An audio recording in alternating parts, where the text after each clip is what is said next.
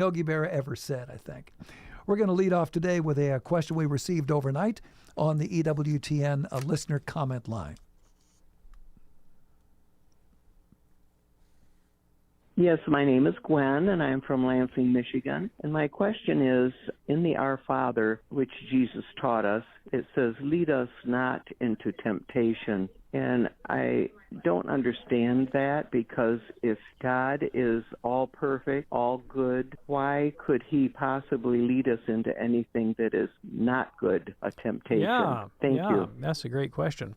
So your intuition is shared by not a small number of people, including all of the French bishops, right, who a few years ago decided to change the language of the Lord's Prayer to make it say something more along the lines of, don't let us fall into temptation, right? Because they didn't like that active verb that made it sound like God was the one doing the leading. Now, I'm very happy that the Holy See did not impose that reasoning on the universal church. It did not, and the American bishops have got more biblical knowledge than the French bishops, possibly because we've retained the traditional language, and it's not arbitrary, because if you go back and read the language in the original Greek of the New Testament, you find out that the verb lead there means actually something stronger than lead, right? So the very same verb is used in the story of the paralytic whose friends carry him and place him at the feet of Jesus.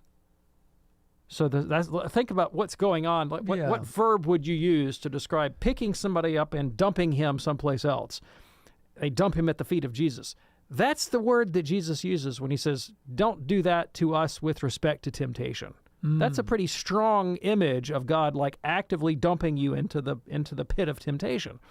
And the traditional theological position is that God does, in fact, lead people into temptation. He doesn't cause you to sin. That St. James is clear about that. God doesn't make you sin. But he does, in fact, lead you into temptation, though you can ask not to have this happen. And St. Thomas Aquinas asks the question, why would God do that?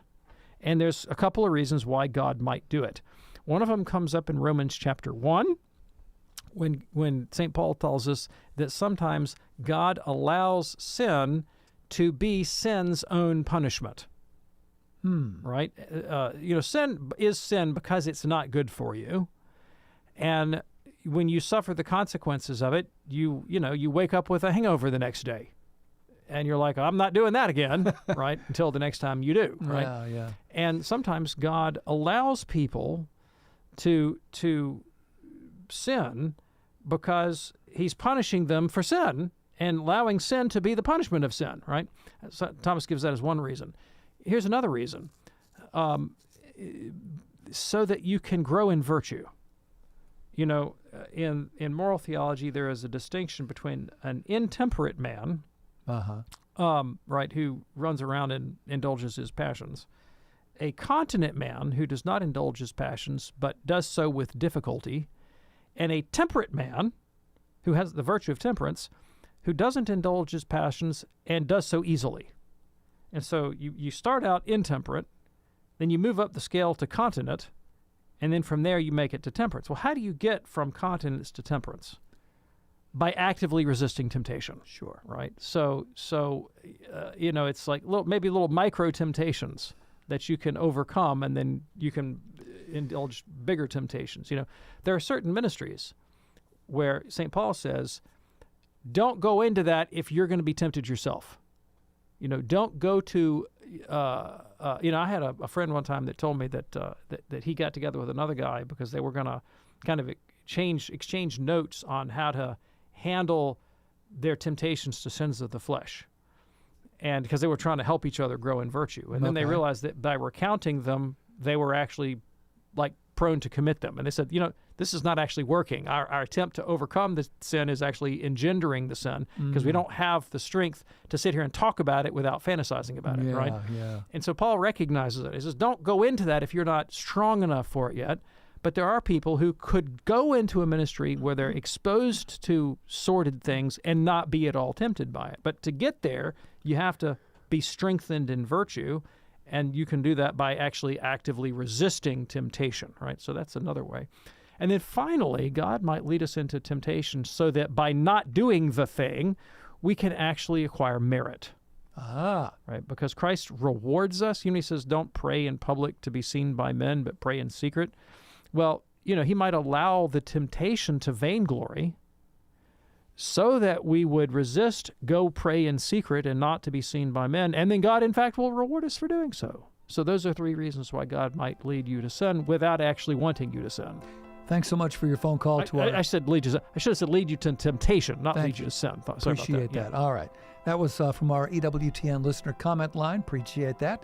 In a moment, we'll get to the phones and talk with Tom in Twinsburg, Ohio, and hopefully you as well. 833-288-EWTN. That's 833-288-3986. Lines are open now for Call to Communion. Lent is a time for us to put Christ first and to make sure that all our works of self-denial, prayer and charity lead us to Jesus Christ. EWTN, your Lenten companion. This is a Did You Know moment with Sandra McDevitt. Did you know there are several scripture passages referencing purgatory in both the Old and New Testaments? During the month of November, the church encourages us especially to pray for the souls in purgatory. The term purgatory is not found in Scripture, but purging from sin, where we get the term purgatory, is. Both purging and prayer are mentioned. Maccabees 12, it is a good and wholesome thought to pray for the dead. Ecclesiastes, restrain not grace from the dead. Matthew 12, whoever speaks against the Holy Spirit will not be forgiven in this life or the next. 1 Corinthians speaks of being saved through fire. Many more passages can be found searching the internet. I'm Sandra McDevitt for EWTN Radio. No one delivers more news from a Catholic perspective. EWTN News Nightly with Veronica Dudo. Clear, concise, Catholic. Tonight, 9 Eastern on EWTN Radio.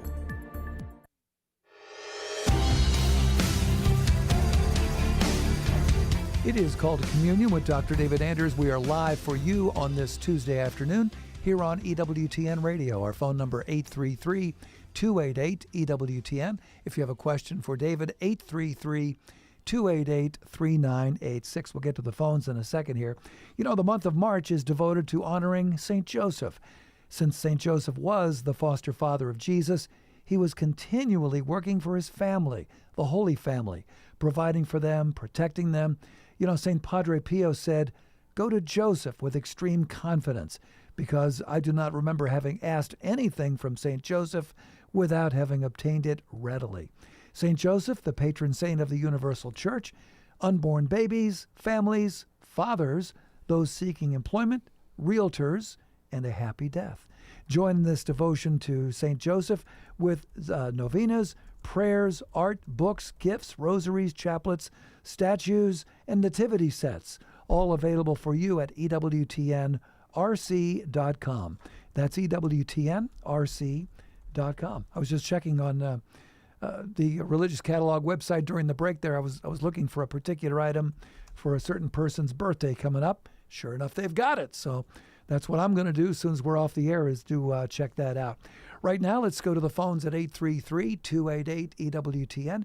Here is Tom in Twinsburg, Ohio, listening on the great Annunciation Radio. Hey there, Tom. What's on your mind today? Yes. Heliocentrism was demonstrated in 1728 by the aberration of starlight, but the church did not remove Galileo's book from the Index of Forbidden Books until 1835. Why the delay, and what was it teaching during the 100 or more years that, yes. Yeah, I got the question. So when heliocentrism began to be circulated in the Renaissance period as an astronomical theory to explain the observable data, the position of popes, including Urban VIII, who used to meet and talk to Galileo, and as well as cardinals and Catholic scientists and philosophers, was that this was a really interesting theory, that it did a good job of explaining the phenomena. But it's one thing to explain the observable phenomena with a theoretical model. It's another thing to say that the model actually captures the underlying physical reality, which you might not be able to have direct access to. And it's somewhat analogous to the Copenhagen interpretation of quantum physics that says we don't really know what the subatomic world is. We just know how to model it mathematically. David Merman, I think, is his name, a contemporary quantum physicist, when asked, yeah, but what is it? Responds, shut up and calculate, right? Like the question is unanswerable. We don't know what the physical reality is at the subatomic level, Ant-Man not withstanding. Yeah. We just know how to model some of its effects. And so the church took a kind of instrumentalist, if you will, Copenhagen view of astronomical phenomena. We know we can create models that will capture the phenomena. We don't actually know what the physical reality is. And there were reasons to be biased in favor of geocentrism. One, the stature and fame of Aristotle, deservedly famous. I mean, Aristotle was a genius beyond compare, whose comprehensive vision of physical reality had proved so useful to and fruitful in scientific and philosophical imagination, so that it had the weight of science on its side. That was the perception, Heliocentrism, was not just a empirical theory. It also had roots in Renaissance Neoplatonism, which were, essentially philosophical and aesthetic. As you pointed out, it wasn't actually demonstrated during Galileo's lifetime, but it was an allowable hypothesis. What was controversial was the claim that it necessarily captures the underlying physical reality. It's not just a mathematical model, and that doctrine should be promoted as the truth without empirical confirmation.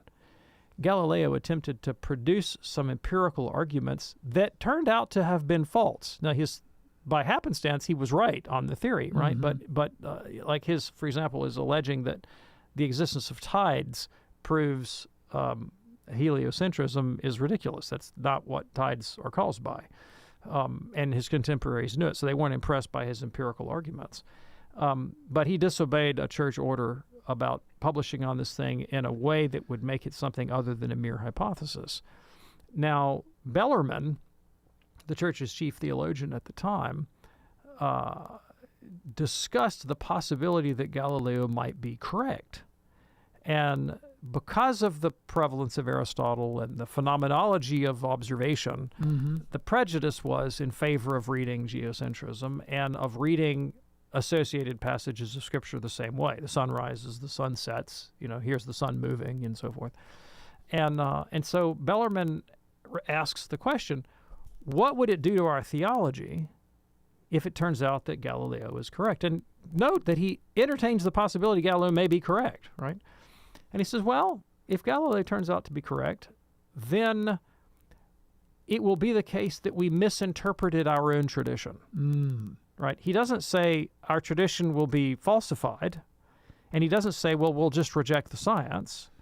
He says, well, we'll go back and reinterpret the texts in a way that will conform to empirical reality. Now, centuries before, St. Thomas in the Summa has a section where he discusses different cosmological models deriving from ancient Greek philosophy.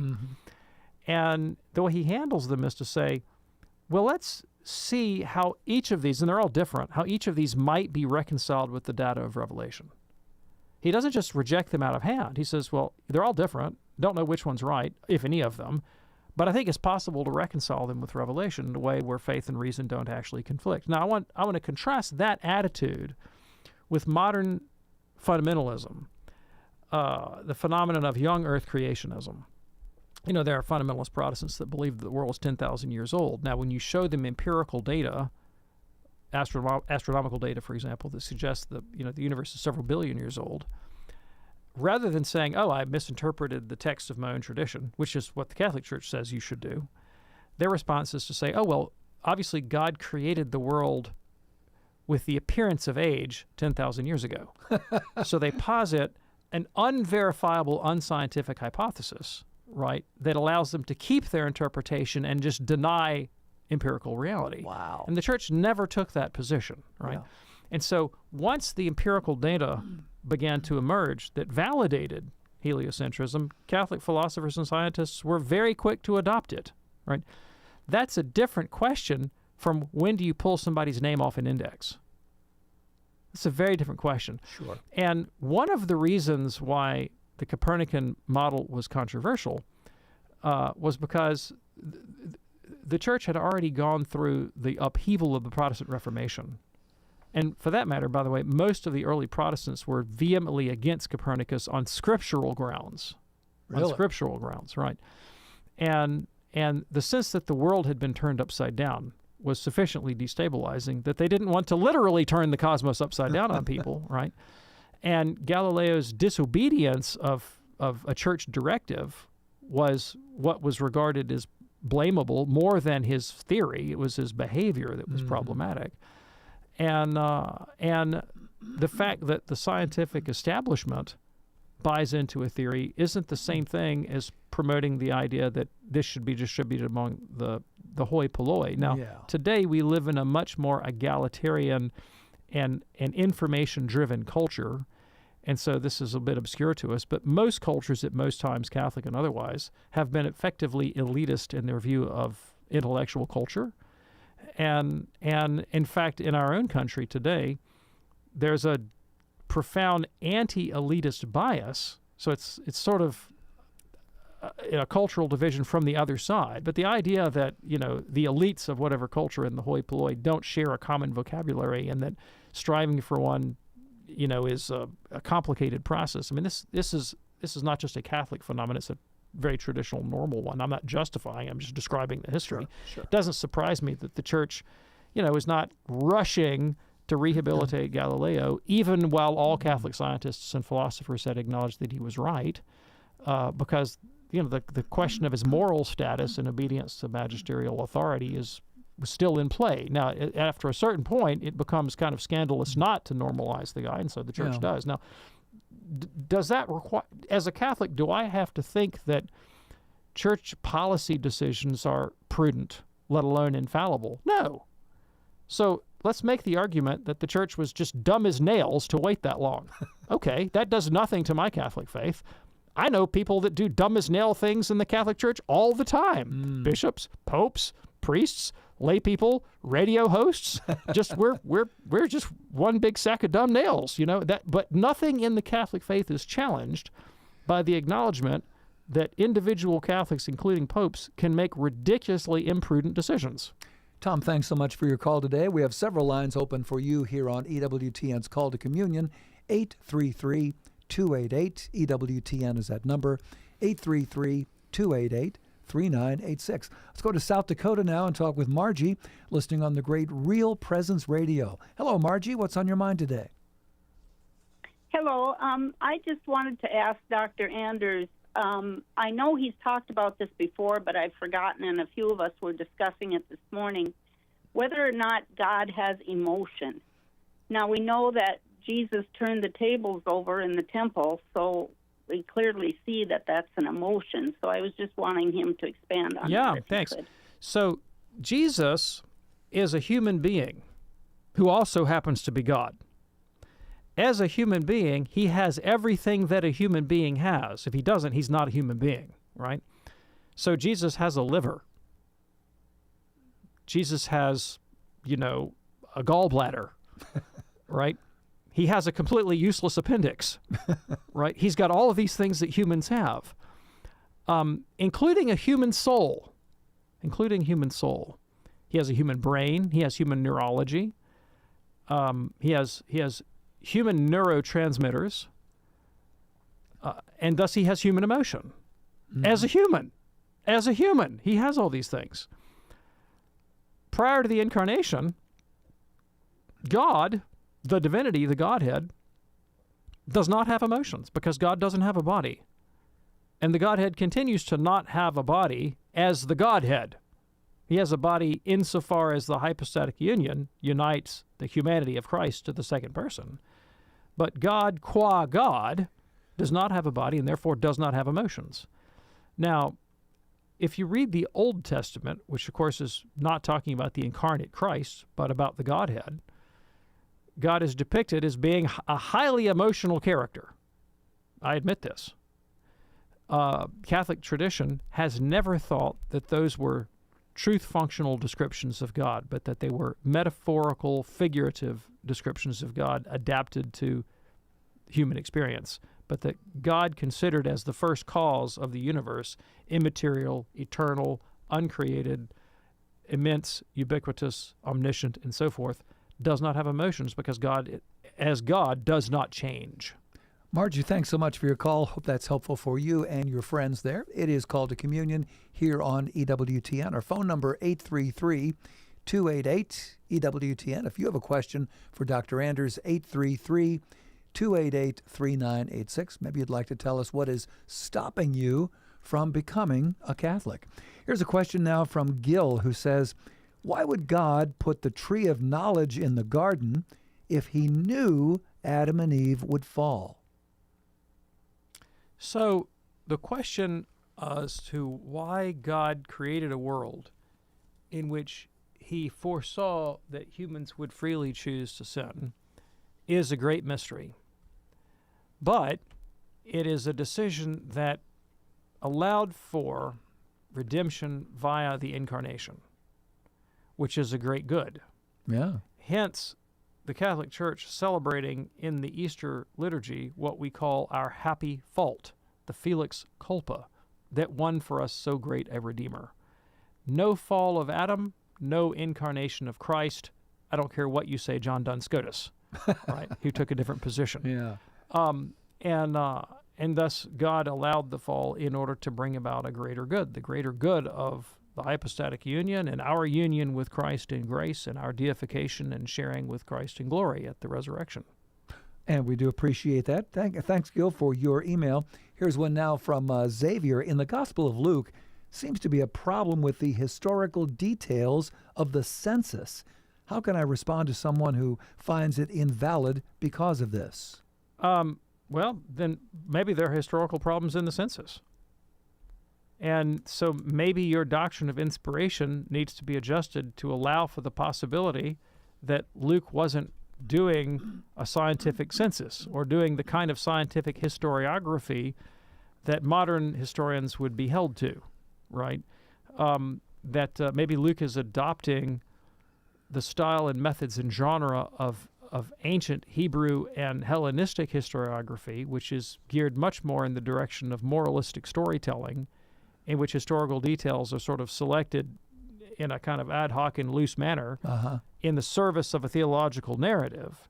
And he's not so interested in giving you the kind of stenographer's report that, say, a modern historian would be aiming for according to the canons of modern historiography. Sure. Appreciate that. Thanks so much for your question there on EWTN's Call to Communion. A couple lines open for you at 833-288-EWTN. That's 833-288-3986. Standing by, Simon in Indiana. Also, Chris in Orange County, California. Lots more straight ahead on the last half hour of Call to Communion here on EWTN. Do stay with us. Hi, I'm Doug Keck, and this is an EWTN Bookmark Brief. Speaking with author Christopher McMahon about his book, Faithful Finances, 6 Steps to Establishing a Catholic Financial Life, published by Sophia Press, and of course available through our EWTN Religious Catalog. So, Chris, what's the idea of this book, and why do you think it's important for Catholics to read? After decades in the industry, what we realized is folks did not know how to make a Catholic financial plan. How do I make a financial plan? It was daunting enough. More or less, how do I make a Catholic financial plan? We try to say, wait a second, this isn't too daunting. We're going to break it down into manageable steps, a 365-day process where we can go from a place where we feel kind of uncomfortable and misaligned and take these 6 steps and end at a place where we are much closer to a good cohesive plan and one that's much more consistent with our faith. Christopher McMahon, author of Faithful Finances, 6 Steps to Establishing a Catholic Financial Life, available through our EWTN Religious Catalog. Check it out. This has been a Bookmark Brief. Thanks for stopping by. We hope to see you next time. Hi, this is Father Mike Schmitz. I invite you to listen to Bible in a Year and Catechism in a Year here on EWTN Radio. On Catechism in a Year, you'll encounter God's plan of sheer goodness for us. Throughout the year, we read through the Catechism of the Catholic Church with direct quotes, plus time for explanations and reflections. I hope you can join us every day, or as often as you can. Bible in a Year and Catechism in a Year with Father Mike Schmitz, tonight at 10 p.m. Eastern, 7 p.m. Pacific on EWTN Radio. By providing quality programming faithful to the teachings of the Catholic Church, EWTN Television is TV that viewers can trust. For a complete schedule of EWTN television programs, visit EWTN.com and click TV. Hi, this is Cy Kellett. Join us later today on Catholic Answers Live as we do our best to explain and defend the Catholic faith. Catholic Answers Live, 6 p.m. Eastern on EWTN Radio. Now, back to Call to Communion with Dr. David Anders.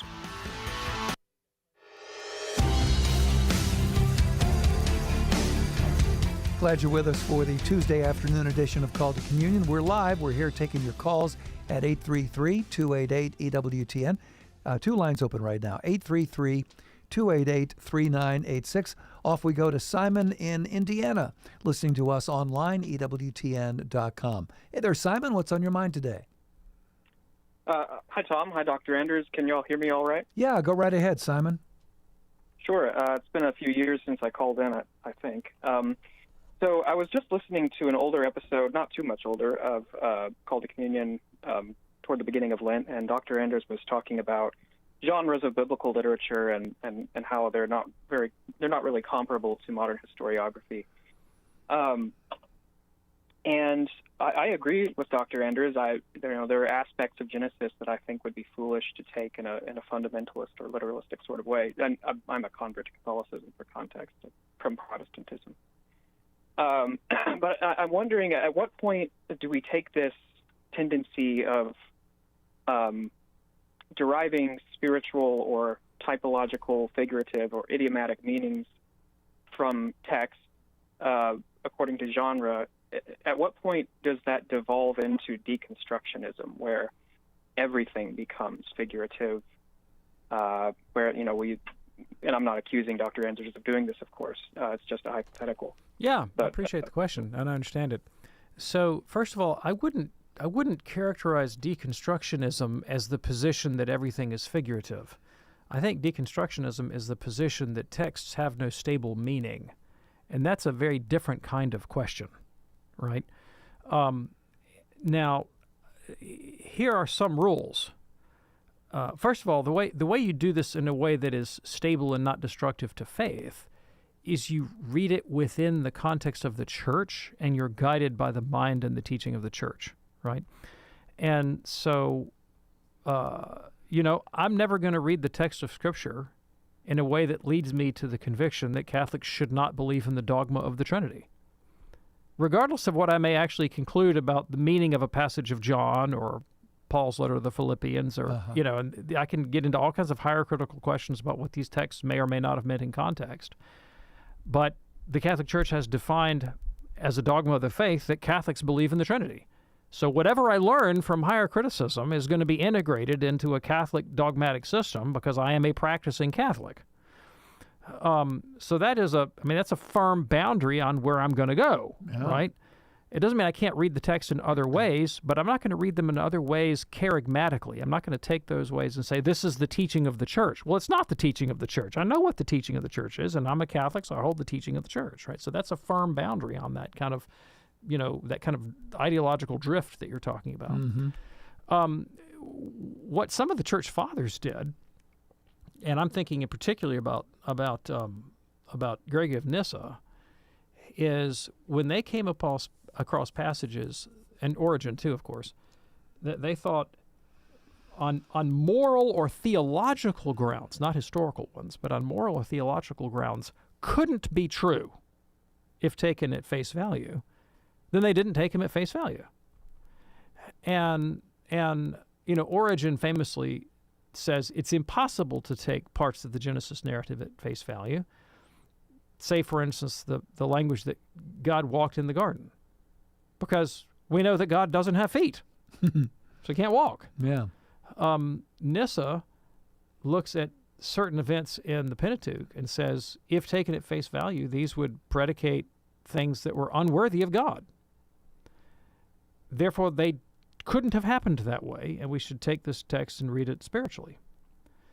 You know, I know you've heard me say this before, but I see precedents for this in Jesus, who, when confronted with the bare letter of the law that says you are supposed to execute women caught in adultery, he refuses to execute somebody caught in adultery. He says, we're not going to go where the text told us to go because it asks us to do something that is flat counter to the ethic of love and forgiveness that I'm preaching, which he then grounds in the doctrine of God that he derives from higher principles of the Bible that the Bible itself does not identify as being higher, right? So Christ brings a hermeneutical criteria to his reading of the Old Testament that the Old Testament itself does not necessarily suggest. He does the same thing with the teaching on divorce. St. Paul, of course, does this as well when he reads his experience of the risen Christ emphatically into his reading of Old Testament, and at times leads him to allegorize. So we're in good company, Christ and Paul. I'd say that's pretty good company, and we're guided by the mind of the church and the example of the fathers. There is a document from the Pontifical Biblical Commission published in 2014 called On the Inspiration and Truth of Holy Scripture that takes pretty much exactly the position I just took, but it goes into much more depth. It's about 100 pages long, and you can find it online. So if you want more detail, and this is the Pontifical Biblical Commission is not the Pope. It consists of respected biblical scholars and theologians that are nominated by their own bishops' conferences. And so, the U.S. bishops, I believe, nominated Mary Healy, who's the editor of the Catholic Commentary series. The French bishops will nominate somebody. The Italian bishops will nominate somebody. And then the Pope selects them, and they form the commission. And the commission's job is to investigate questions of biblical scholarship and advise the Holy See. And so, their positions, while not infallible dogmatic teaching, would definitely represent the consensus of scholars who absolutely have the approbation of the church. So I'd say if you're safe holding their opinions, you're not obligated to, but you're definitely safe holding their opinions. So take a look at the Pontifical Biblical Commission. So, Simon, is that helpful for you? Yeah, that's all very helpful. And just as a specific or individual case of where this question could be applied that you were speaking of, Doctor, I think what you were saying in the previous episode is that the Pentateuch was composed during the time of Ezra, I believe, after the Babylonian and Assyrian exiles. And I have no problem with that as a scholarly position, but do we derive from that sort of realistic approach to the text, or could we derive that Moses didn't really write the Pentateuch, or what is the church's position on that, if it has one? Yeah, sure. So when you read Pope Benedict in unscripted moments, like his interviews and so forth, he will sometimes hint at positions that would have made Pius X quake in his boots, with respect to these kinds of questions. The creed tells me that Christ was born of the Blessed Virgin Mary by the Holy Spirit and suffered under Pontius Pilate. It gives me a hard historical reference point that is a dogma of the Church. It's not clear to me that it does so with any other historical character, a little bit with the character of Adam. Although it doesn't place him in time and space, it places him theologically in relationship to Christ, but leaves a lot of leadway about how to play that out. Doesn't really give me that. Now, I understand that there's a history of Catholic interpretation of the Pentateuch going back to the patristic era that took the test. When it didn't seem to offend faith or morals, they took the narrative portions of the Pentateuch more or less at face value. I get that. I understand that. But neither were they confronted with the kind of tools that we have today, with higher criticism, with archaeology, with geology, with anthropology, right?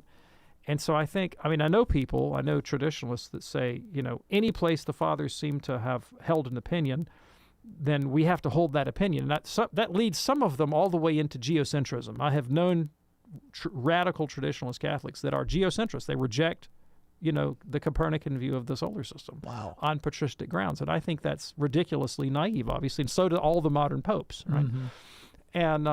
And so I don't go that far. And, in my view, the way to think about the consensus of the fathers is the way the Pontifical Commission thinks about it, which is things like the doctrine of the unity of the testaments, the centrality of Christ, the allegorical method of interpretation. So they're formal convictions about the nature of the text rather than specific material judgments about individual historical people. Simon, great to hear from you today from Indiana on EWTN's Call to Communion. Appreciate your phone call. Let's go now to Sue in Galesburg, Illinois, listening to us on Sirius XM Channel 130. Hello, Sue. What's on your mind today? Hi, thank you. I love your show. I've learned so much. In fact, people think that I know a lot about the faith, which I don't, but it's what I do know is because of you guys. So thanks so much. Well, thank you. My question is really easy compared to the last two, maybe. When Dr. Andrews said that God the Father does not have emotions, that kind of upsets me because I just kind of figured out that he loved me. Sure. Yeah. Yeah. And then I've got another question if you have time. Okay. So could there be anything better than human love? Yes. Of course. Okay. Is God just a great big human? Is he just human love in a higher key? No. There's something better than human love. It's not less than human love. It's better than human love. So, what is it that you want out of human love? Well, you want to be known. You want to be made whole. You want to be validated. You want the relationship to be, like Carl Rogers would say, like an opportunity for personal discovery and self-transcendence, where you can develop and individuate your personality and reach your full potential. All of these sort of aspirations are the things that you're looking for when you're looking for human interrelational love, right? Uh-huh. Now, if God, and of course we're just babbling when we use this language, but if God is like the sum total of all intelligible reality, has its roots and origins in him, and all goodness, and is the finality of creation, like we're, by being united to God, we're growing towards him, becoming more like him. All of those aspirations are met, right? Without having to reduce God to an anthropomorphic caricature. Now, I feel the difficulty that you have, right, personally, deeply. I mean, I'm not denying that it's a challenge to integrate what the church teaches dogmatically about the nature of God, say philosophically, with my lived phenomenal experience. I mean, I had a great close relationship with my human father, and there are times when, to be quite honest, like, I know what love means when my dad loved me. I struggle to know what it means sometimes when God loves me. And the temptation is to just turn God into a great big version of my father. But I know that God is something better than that. And when I think of God, when I know that God is the infinite source and origin of all of the knowledge, all of the personal, all of the perfection, all of the transcendence, all of the beauty and truth that I'm striving to realize in my interpersonal relationships, then I have some way of approaching that asymptotically, little bit by little bit with, growing and understanding. And I know you've heard me use this metaphor before, but, if you think about God on the analogy of the sun, with light beaming down on earth, which is this warm and utterly desirable source of knowledge, of being, of growth, of actualization, that is the condition that makes all life on earth possible and all growth on earth. And and God is like that with respect to being. God, Dionysius the Areopagite said that God is the being that beings have. And I'm trying to actualize, bring to fruition the totality of my being as a creature in God, in whom I live and move and have my being, right? And that means, of course, my capacity for love, right? My capacity to bind myself in charity to another human being and to discover the intimate depths and truth of another person and to be open to that and to be transformed by it, right? And God is the condition of that possibility. And, of course, who wears a human face in the incarnation. See, that's the key difference, right? That we're not just Neoplatonists, right? Because Plotinus never had the ultimate reality taking on a human face and being born of a virgin in a womb in Bethlehem in Judea, 2,000 years ago. And so God comes to us in a human face through the incarnation. So I don't know if that's helpful to you, but the benefit of the Catholic doctrine, first of all, is it reminds us that God is infinitely distant from us, and it helps prevent us from making idols, right? And it's very easy to make an idol of our concept of God. And there are many traditions that do anthropomorphize God and relationship, and what happens is they end up deifying their own interior emotions and calling them the Holy Spirit. The guy that walks out of the happy clappy worship service and says, "Oh, I really felt the Spirit move today," when no, what he felt was the key change, and that's a danger, right? When the real passage into God can sometimes be without motion, without feeling, in aridity, in darkness, even in pain and suffering, and sometimes God is at work the most in us when we feel the least. I mean, that's the teaching of Catholic mystics. And we thank you so much for your call, Sue. I wish we could get in your second question, but we got sold-out phones. We got to keep moving here. It is called to Communion here on EWTN. Coming up next on most of these EWTN stations, it's EWTN Open Line Tuesday with Father Wade Menezes, your Tuesday host, taking your calls on faith, family, and fellowship. Straight ahead, 3 p.m. Eastern on most of these EWTN stations. Let's go to Orange County now and talk with Chris, listening on the EWTN app. Hello, Chris. What's on your mind today? Hey, good afternoon, morning or afternoon, Dr. Anders. You have said that halal or halal food doesn't impact Catholics' diets or whatever kind of thing. But what's it all about? So halal is a category of food within the Islamic tradition, and just like Jews have kosher food and non-kosher food, Muslims have halal food and non-halal food, things they're allowed to eat, things they're not allowed to eat, and Catholics can literally eat anything. You can go eat bugs if you want to. I mean, there's no restrictions on what Catholics can eat or not eat in terms of the religion.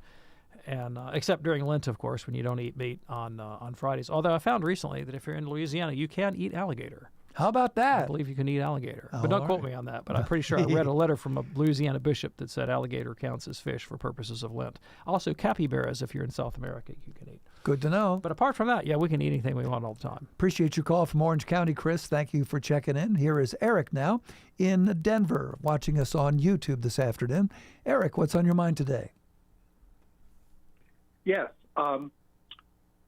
If I've got a migraine headache, a debilitating migraine headache, when I was a kid, my mom, the sisters at school, my grandma, they would tell me to offer it up. And I'm wondering that if I do offer it up, after I offer it up, I end up taking 2 Advil to take care of the headache. Do I mitigate or negate my prayer? Thank you so much. So, as someone who has had a migraine more than once in my life, and as someone who is married to a habitual migraine sufferer, I am begging and pleading to you, take the medication. Yes. My wife discovered a medication that just did wonders for her until, for another medical reason, she stopped being able to take it. But for a period there of a couple of years, it was just like the stuff. You take it and poof, headache goes, It's wonderful. So please take the medication. Absolutely go to bed. Put the covers over your head. Turn off the lights. Put on the noise machine. Do whatever you need to do. There's no reason for you to seek out suffering. Sometimes when people tell kids offer it up, what they mean is shut up. I don't want to hear about it. Don't complain to me about your problem. And that's not compassion, right? That's not Catholic formation, It's not offering, the doctrine of offering up our sufferings is not a way to mitigate somebody else's pain and get them out of your face, right?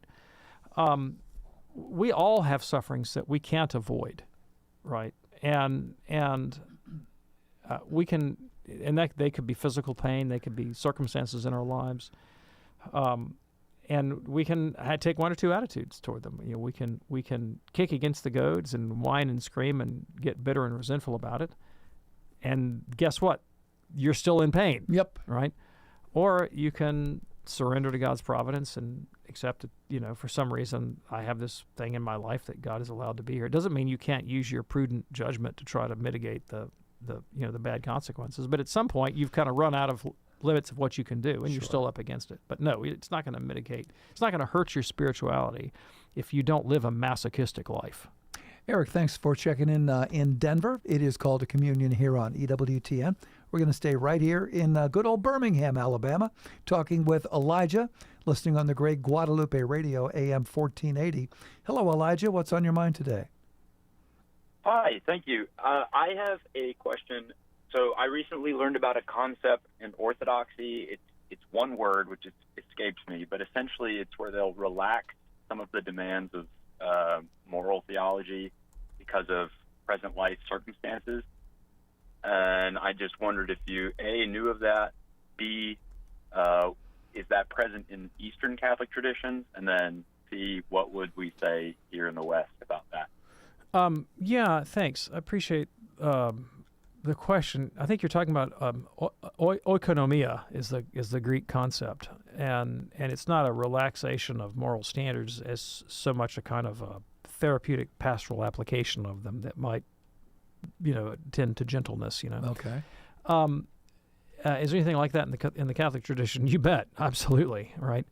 And Pope Francis was a major proponent of that way of approaching pastoral theology, and he wrote an encyclical called Amoris Laetitia on the doctrine of marriage that stirred up quite a bit of controversy because he was pushing the idea to extremes that it hadn't been seen before in the Catholic tradition. But you might take a look at that document.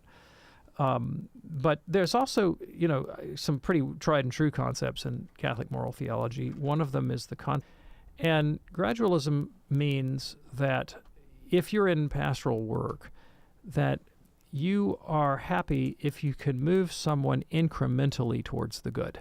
Right? Okay, all right. And, unlike Protestantism that tends to take a very black and white view, something is either a sin or it isn't. And I said Protestantism, I'll just narrow it down to Calvinism. Right? Okay. Something's either a sin or it isn't.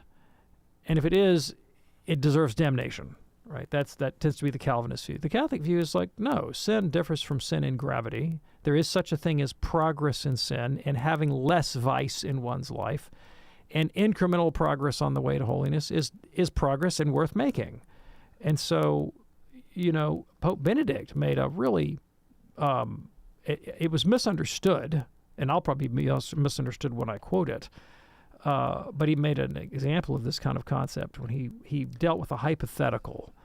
And the hypothetical was, let's say you have a homosexual couple engaging in sexual intercourse that's the church regards as deeply immoral, and one of them has AIDS or some other deadly communicable disease, and so employs a kind of barrier technology that would prevent the transmission of the disease during the otherwise immoral act. And the Pope said, this is an immoral act, right? This is an immoral act. But at least there's an acknowledgement that I should try to refrain from hurting the other person in at least one way. Now, I'm still hurting the person in another way. Yeah. I'm hurting their dignity and their moral status as a child of God through this immoral action. But at least I'm acknowledging that I don't want to kill them or be the cause of their physical death. And the Pope said, the move from not doing that to doing that, it's not a very big step. It is a step. And his attitude was, I can work with that. Give me a step. Give me one step in the right direction. I'll work with that, and I'll try to get you to take the next step. Mm-hmm. And so in pastoral application, one of the most orthodox and conservative priests I ever knew in my entire life, who was, this was nobody's liberal, okay? He once boasted of being a narrow-minded bigot from the north of Ireland, all right? Told me that in pastoral counseling in the confessional, he would sometimes deliberately leave people in ignorance if he judged that by revealing the truth to them, they would not follow through, because he didn't want to leave them with a bad conscience. And he didn't want to lay a command on them that he knew they wouldn't keep, right? Wow. And so the goal was gradually bring them to embrace more and more of the truth. Now, that's not a moral relativism. There's still, here is the good, here is what's not good. Mm-hmm. The goal is to get them from the not good to the good, but a recognition that sometimes that's going to happen incrementally and over time, and requires pastoral prudence. Elijah, thanks so much for your call. We have just enough time for Tim's question in Washington, listening on KDMB. Tim, we got about 30, 40 seconds. What's on your mind? Tim, are you there? Hello. Yes, this is him. Sorry. Thank you, guys. I'm not very eloquent, but I'll try to say what I want.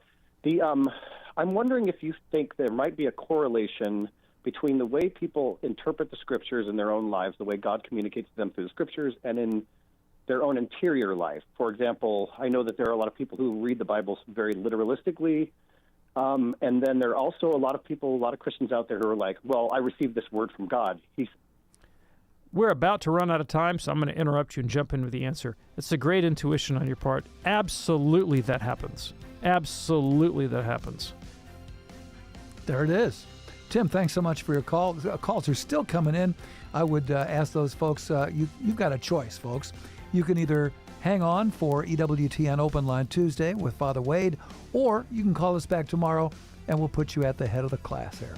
And there it is. Father, Dr. David Anders, thank you, my friend. Thank you, Tom. Keep it right here on EWTN for great Catholic programming. We are indeed your Lenten companion. A lot of great programming for you all the way up through Holy Week and Easter. Keep it right here on EWTN. On behalf of our fantastic team, I'm Tom Price along with Dr. David Anders. Hey, thanks for joining us. See you tomorrow on the Wednesday edition of Call to Communion. Until then, have a wonderful day and God bless. Proclaiming the faith, changing lives. The year was 1981. EWTN begins transmitting 4 hours a day to 60,000 homes. The network will exist solely on viewer contributions, as there will be no advertising and no fundraising. To learn more about Mother Angelica's life and the history of EWTN, visit